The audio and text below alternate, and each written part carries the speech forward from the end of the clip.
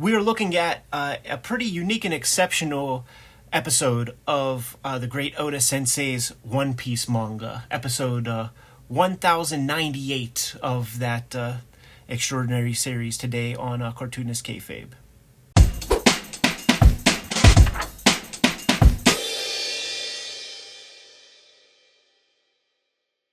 Welcome to your favorite YouTube channel, Cartoonist Kayfabe. My name is Ed Piscor. I'm Jim Rugg.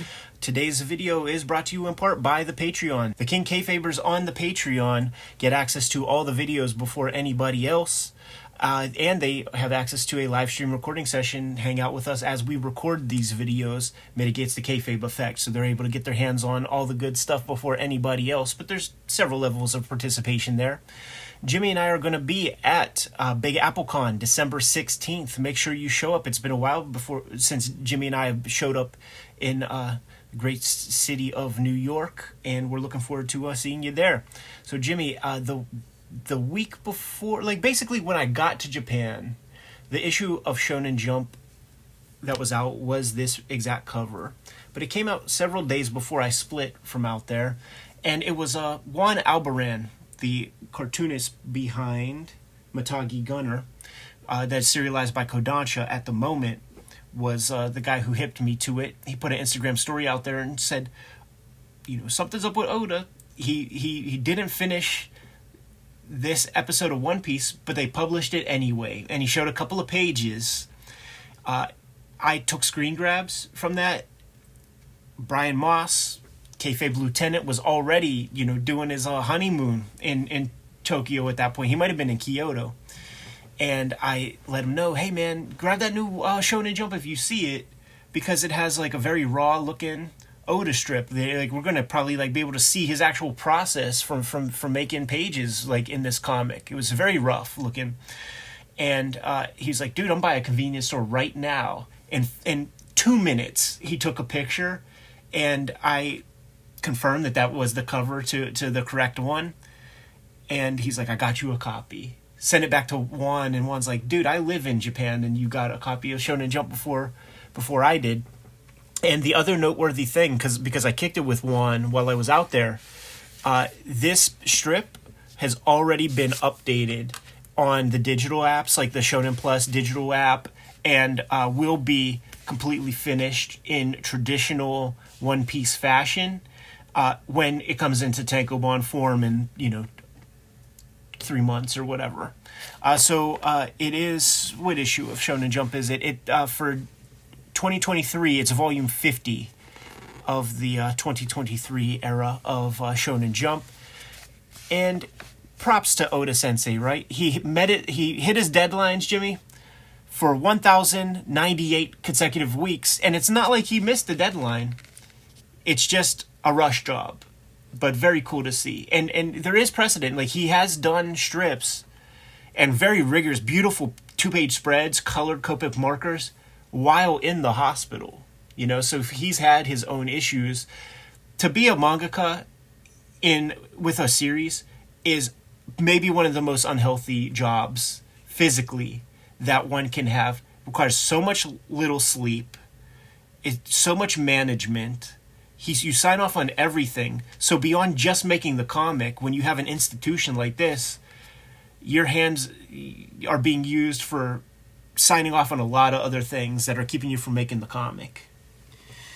I'm very excited to maybe go online and look at these, look at the finished pieces. Right. As comparison to this. It's fascinating. It makes me think, as we were looking through this, because we looked before we started the episode, we talked about it a little bit. It makes me think about various stories in comics history that I'm aware of where the deadlines, for whatever reason, were a big thing. Yeah. Marvel famously had issues with deadlines, and they would keep inventory stories. So out now and then you'll get a run of back issues where suddenly there's some fill-in issue, and you're like, right. What is this? Well, it's a deadline issue. Right. But there's also interesting weird stuff. Sometimes it'll be a whole bunch of guys pitch in on a book. Totally. Or D Hands, I believe, is the credit that you would get. One. Diverse Hands. We looked at Iron Man 39, famously drawn in a 24-hour span because of various issues. So a lot of attempts to solve this problem, not an uncommon problem. It's amazing to see it done, though, in an industry that I think of as extremely professional. So, how does the manga industry with one of the biggest titles of all time. How do they address this when it comes up? Amazing to be able to see this. This is an artifact to me. Totally. And what's interesting is that it looks perfectly publishable to me. Looks very good. That was one of the things when you described it to me before I saw it. I'm like, huh.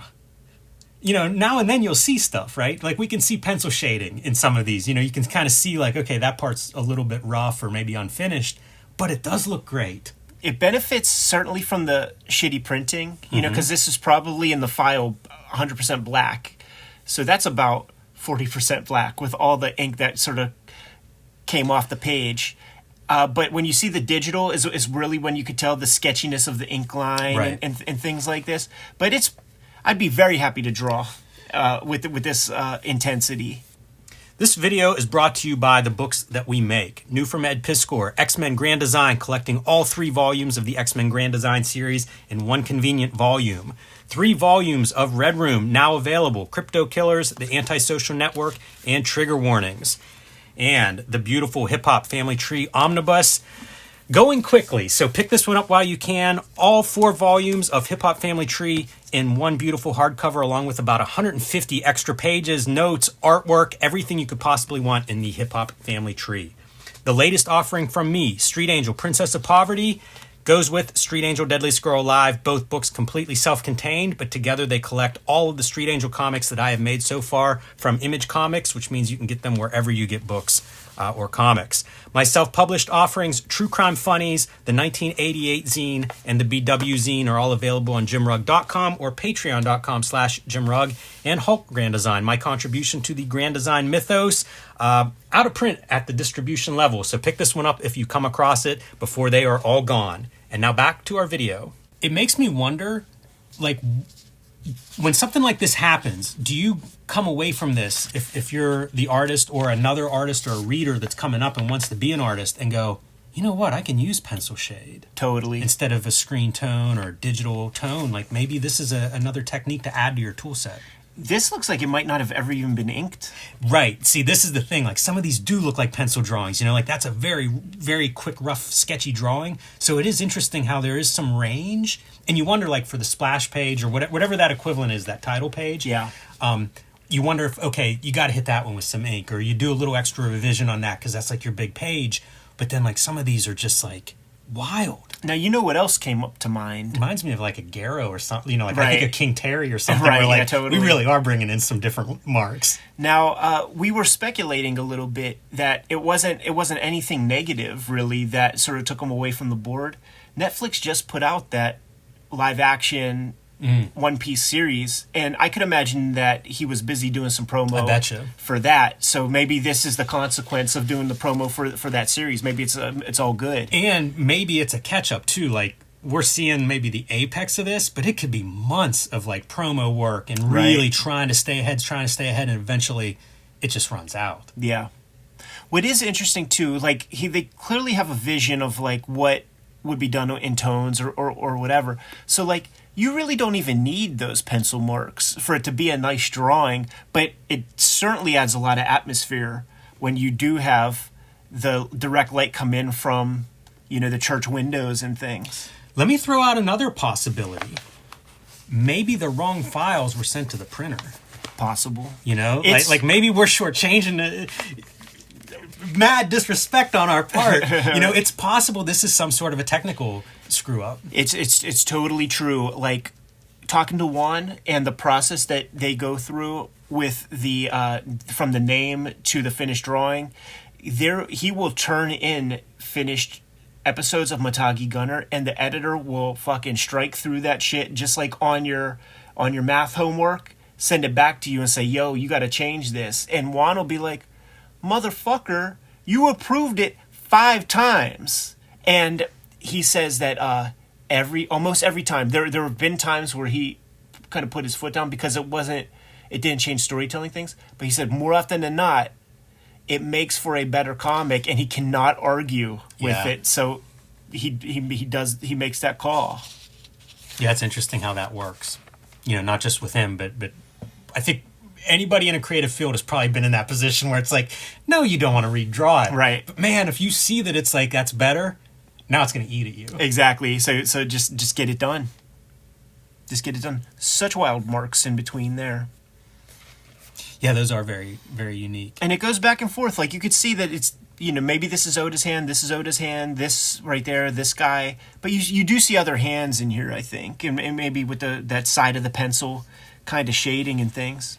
Yeah, and I don't know what his setup is with assistants. Mm-hmm. But assuming he has some assistants, I can imagine, too, that this goes to, like, okay, the person who's doing screens and doing tones. Right. Here's your markup. Right. And again, like, you can imagine how files could be, mistakes could be made on that end, too. Yeah. Kayfabers in the comments, if you are aware of what might have happened, if Oda or anybody from Shonen Jump, spoke up at all, let us know. Because I could tell you, when this came out, when, Juan got a hold of it when it was new on the app, I was doing some reading online to try to figure out, see if I could see it, whatever. There was already 15, 20 threads on Reddit with people showing it off. So they got hold of the files early. Maybe there was some update, because it was one who told me that, it's completely updated now and looks like a proper, episode of One Piece. Look at that dude with the classic. I got hold of One Piece first from Shonen Jump issue 1 from the American version. They really hot-shotted that comic. It was probably, they started with Dragon Ball Z from the start, but they had serialized Sandland. They started Yu Yu Hakusho, Naruto, One Piece, and Yu-Gi-Oh! If you remember Yu-Gi-Oh! And as I was reading that, I read all of those things for the first time. Yu-Gi-Oh! Was already an institution with the card game and stuff. And it might have even been the cover image for issue 1. I can't quite remember in my mind. But so between Yu Yu Hakusho, Naruto, and One Piece, that was my first time fucking with those comics. And I remember thinking, One Piece, pirates, that's whack shit. Like nobody's gonna care about that in the States or whatever. I put all my chips on Naruto, and it had its day in the sun in the States, no doubt. But One Piece is certainly an institution. Yeah, we were talking coming in, what we've read of this, and there's the one volume that is nothing but a fight scene, and that's the one volume that I have, and that I've read. So it's amazing the success of One Piece. It really, I don't know if we have a U.S. comic that you could compare to that kind of success. No, not at all. And it's so interesting the way it comes, because I think it starts in about 97. So Dragon Ball and Slam Dunk end right before it. So it's like they need a new institution, new big hit. And he certainly pulls from Toriyama and the classic Shonen Jump manga that sort of precede him. So he's following a very, very tried and true formula that has, endured. And he lasted longer on a single series than those other guys. Now, they could have continued to do it for up to this point. He's just a compulsive manga maker. And, you don't do it if you can't not do it. That's what we always say. The dude was drawing in the hospital. Right. Years ago. So it's in the DNA. What was Tezuka's final words? God, let me work. Right. It's neat seeing the drawing at this stage. Yeah. So much of it is really great. Yeah. Like you say, it does work here. And maybe if the printing was a little bit higher quality, it wouldn't work as well. But at this stage, it looks really good. Mm-hmm. Yeah, and one of the other things that it does really, because he has a clean line, very, very crisp line, it captures the energy that we talk about, in your sketchbooks. You see that here. Absolutely. I mean, this is a typical drawing for One Piece. I mean, it's photostated because of the color, but, this is what the line art typically will look like.